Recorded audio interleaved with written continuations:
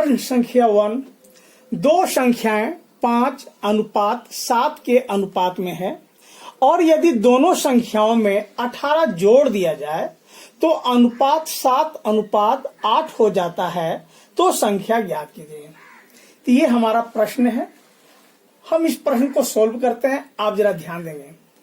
तो हमारे पास दो संख्या 5 और 7 है। प्रश्न में जो दो संख्याएं हैं 5 और 7, इसे हम इस प्रकार भी लिख सकते हैं। माना कि संख्याएं 5x तथा 7x है। प्रश्नानुसार दोनों संख्याओं में 18 जोड़ने पर, प्रश्न में दिया हुआ है, लिखा कि 18 जोड़ने पर अनुपात 7:8 हो जाता है। तो ध्यान देंगे आप, तब हमें अनुपात किस तरह प्राप्त होगा, ध्यान दीजिए। 5 और 7 को भिन्न के रूप में भी लिख सकते हैं, इस तरह 5x और 7x। अब इसमें हम कितना जोड़ देते हैं, 18। हम जब 18 जोड़ेंगे तब अनुपात कितना हो जाएगा, 7/8। अब हम क्या करेंगे, क्रॉस मल्टीप्लाई करते हैं। 8 को 8 से मल्टीप्लाई करेंगे 5x + 18 में, और 7 से क्रॉस मल्टीप्लाई होगा 7x + 18। इस प्रकार इसे मल्टीप्लाई करते हैं। 8 × 5 = 40x और 8 × 8 = 64, 8 × 6 = 14 और 7 × 7 = 49x। अब प्लस ये हो जाएगा 8 × 7 = 56, 126।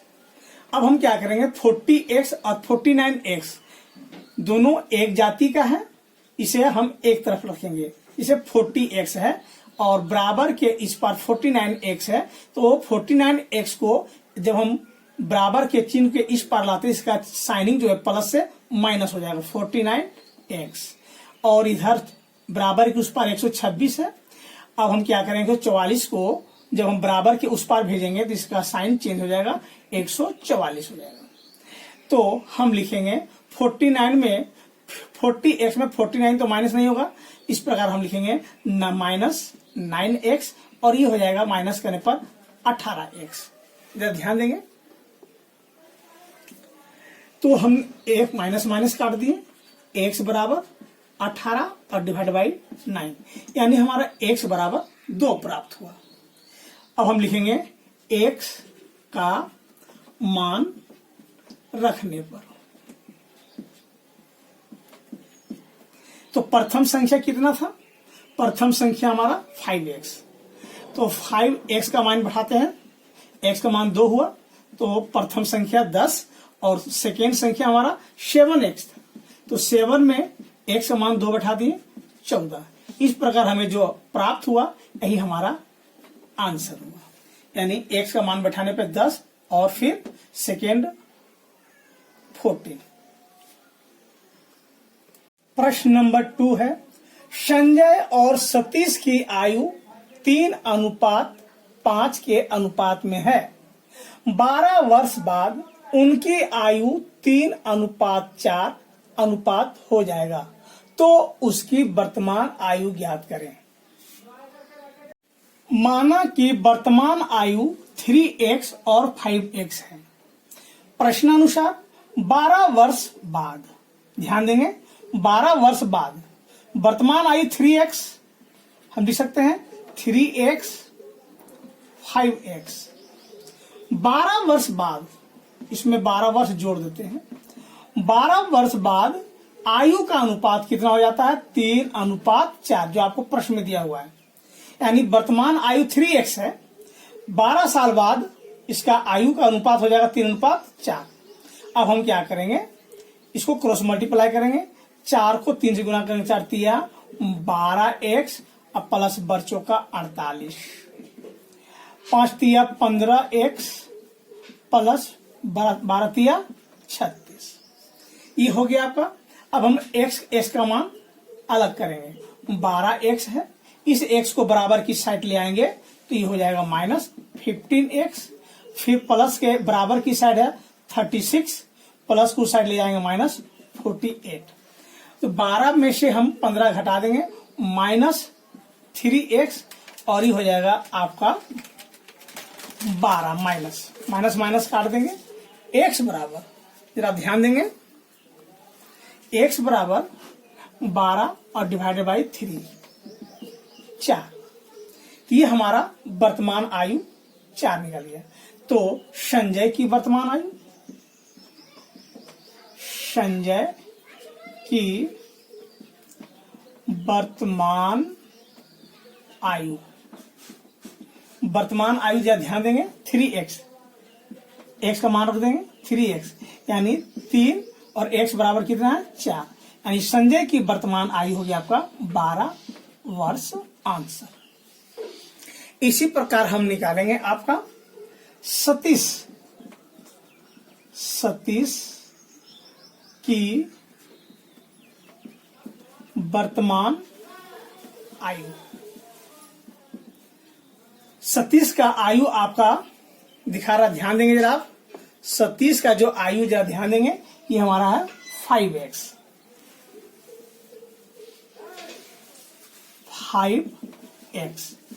5x बराबर हमारा कितना आया 4।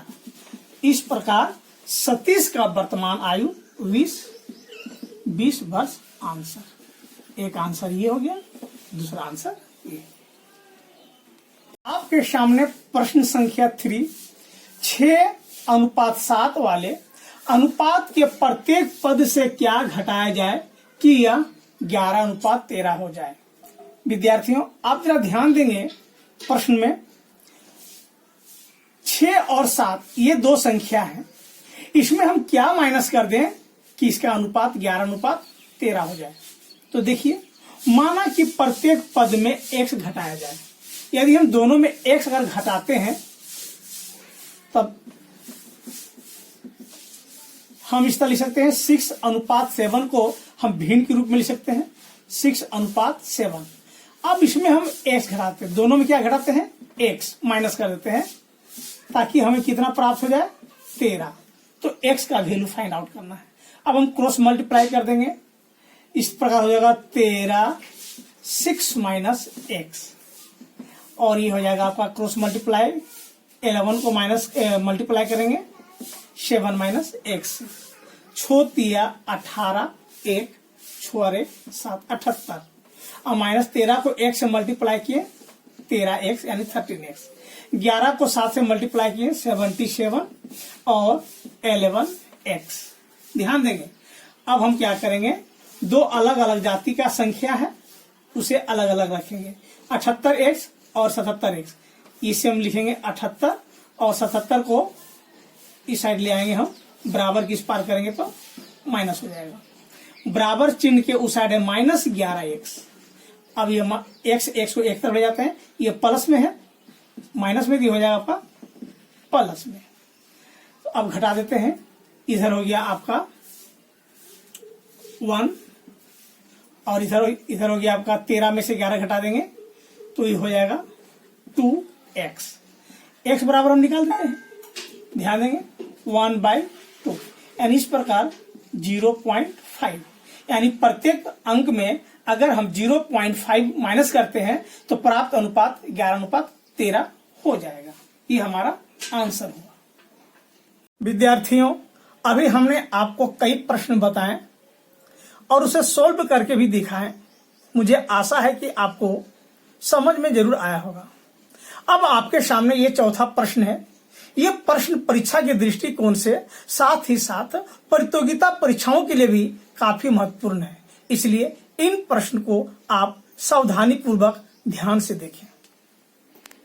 आपके सामने ये प्रश्न है, 1230 रुपया को ए, बी और सी में इस प्रकार बांटे कि ए को बी का दुगना मिले और बी को सी के दूने से 10 रुपया कम प्राप्त हो। तो ये प्रश्न बहुत महत्वपूर्ण है। इसमें लिखा गया है कि ए को बी का दुगना मिले और बी को सी के दुगना से 10 रुपया कम प्राप्त हो। तो ऐसे प्रश्न को आप जरा ध्यान देंगे, ए को कहा गया है कितना मिले, बी को भी कहा गया कितना मिले, लेकिन इस प्रश्न में सी को कहीं नहीं लिखा है कि सी को कितना प्राप्त होना चाहिए। तो ऐसे प्रश्न को जिसे कुछ नहीं कहा गया है उसे x मान के हल करेंगे। हम लिखेंगे कि माना कि सी को x प्राप्त होता है। देखिए, माना कि सी को ₹1 प्राप्त होता है, तो सी को x प्राप्त होता है, a को b का दुगना, अब b को c के दुगने से कम, तो लिखेंगे प्रश्नानुसार b को प्राप्त, b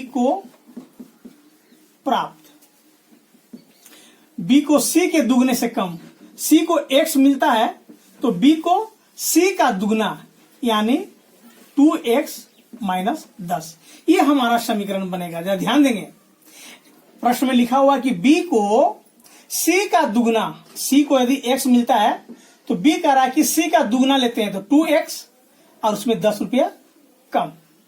इसी प्रकार a को प्राप्त, a को कितना प्राप्त हो रहा है, प्रश्न में लिखा है कि a को b का दुगना, a को b का दुगना माने 2x माइनस 10 का दुगना। ध्यान देंगे, इस प्रकार लिखेंगे समीकरण इसका, b को 2x माइनस 10 इसका 2 गुना, यानी हम लिखेंगे 4x माइनस 20।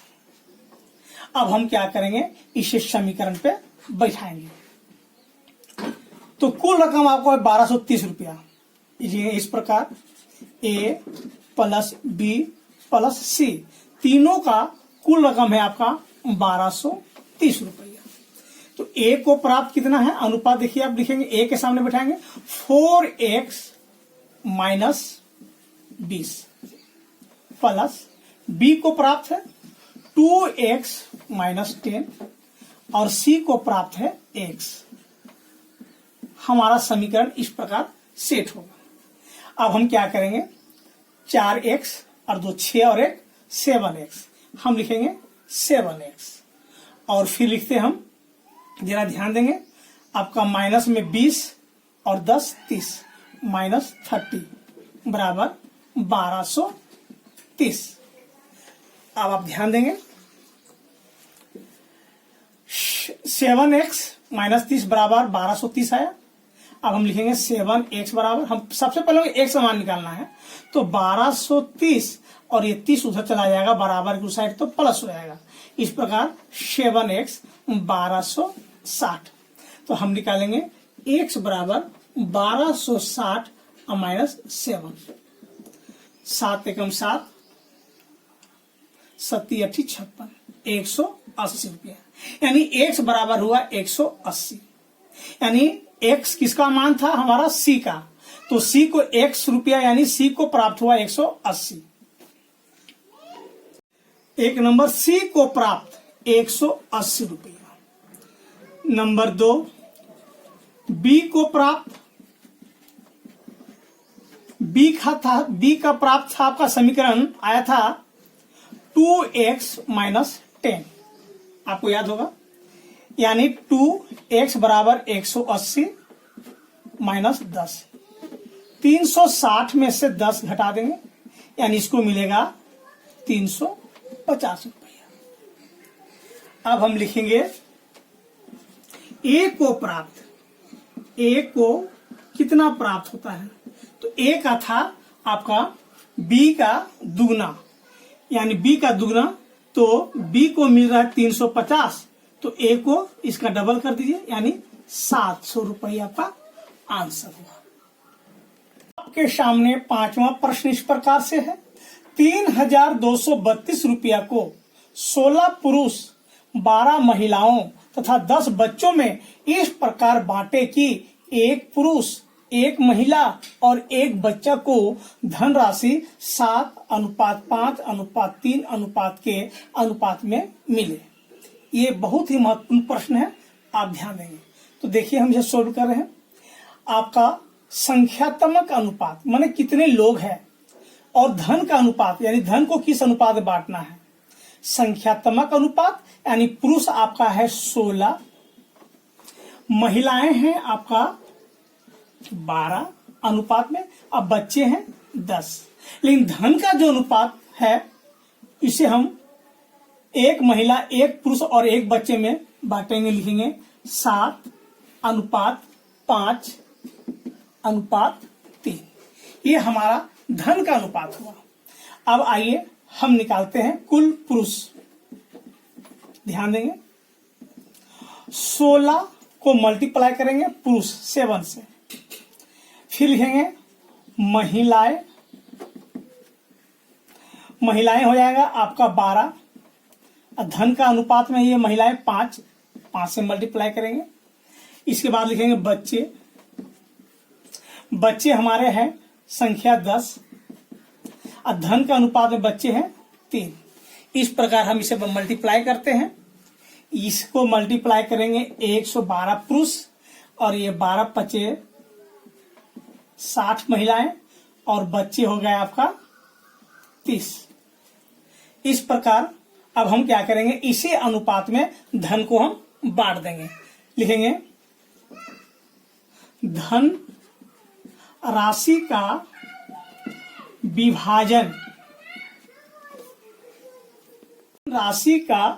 विभाजन का अनुपात जरा ध्यान देंगे, ये हो जाएगा 112:60:30। इसी अनुपात में हम क्या करेंगे, धनराशि को बांट देंगे। तो हम लिखेंगे पुरुष को प्राप्त धन, पुरुष को प्राप्त धन। तो कुल धन है हमारा 3232 और पुरुष है 112 से मल्टीप्लाई कर देंगे और टोटल को क्या करेंगे, हम टोटल से हम डिवाइड कर देंगे। टोटल हमारा 202 हो जाएगा।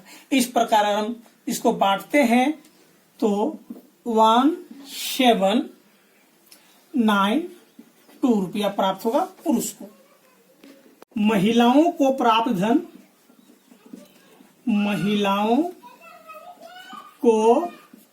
प्राप्त धन, जरा ध्यान देंगे, टोटल धन राशि है 3232 और महिलाएं हमारा 60 और टोटल है 202। इस प्रकार से अगर हम डिवाइड करते हैं तो हमारा आएगा 960 रुपया। बच्चों को प्राप्त धन, बच्चों को प्राप्त धन ध्यान देंगे, लिखेंगे 3232 और बच्चों की संख्या है 30 और टोटल हो गया हमारा 202। इसको अगर हम डिवाइड कर देते हैं तो ये हमारा होगा 480 रुपया। इस प्रकार पुरुष को 1792, महिला को 960 और बच्चों को 480 रुपया प्राप्त होगा।